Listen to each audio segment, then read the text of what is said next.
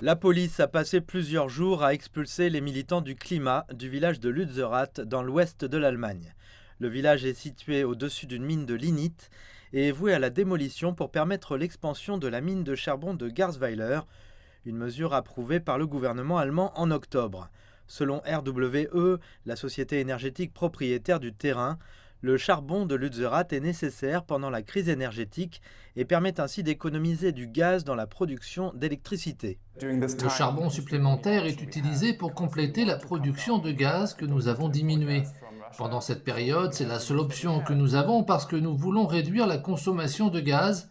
Nous ne voulons pas importer de gaz de Russie, donc nous devons utiliser ce que nous avons. Selon les données officielles, plus de 36% de la production d'électricité provient de centrales à charbon, soit une augmentation d'environ 5% en un an. Berlin a également prolongé la durée de vie de deux centrales nucléaires, alors que leur fermeture était prévue pour la fin de l'année dernière. Et le pays se tourne vers le gaz naturel liquéfié avec son premier terminal GNL désormais en service. Au total, 11 terminaux doivent être construits au cours des 20 prochaines années, avec une capacité d'une fois et demie la quantité que Berlin importait de Russie par des canalisations. Mais les écologistes disent que le GNL ne devrait pas être une solution à long terme. Nous devons diminuer la consommation de gaz pour atteindre nos objectifs climatiques. Donc les terminaux GNL vont vraiment dans la mauvaise direction, d'autant plus que le gaz GNL est encore plus intensif en carbone que les autres gaz naturels, parce que vous devez liquéfier le gaz et le transporter par bateau.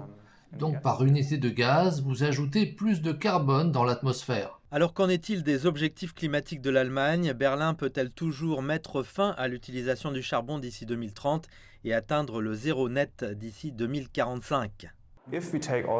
Si nous prenons toutes les mesures que nous avons à portée de main pour vraiment augmenter les énergies renouvelables, pour utiliser aussi les flexibilités que nous avons sur le marché de l'énergie, pour connecter le réseau européen avec le réseau espagnol et portugais par exemple, alors nous serons en mesure d'atteindre cet objectif. Actuellement, l'approvisionnement en gaz de l'Allemagne est stable avec des installations de stockage supérieures à 90% en raison d'un hiver doux et d'une utilisation plus consciente de l'énergie, mais les autorités savent que cette situation pourrait changer. Le retour au charbon reflète les inquiétudes de Berlin de s'éloigner des approvisionnements russes et de ce que Mère Nature pourrait avoir en réserve l'hiver prochain.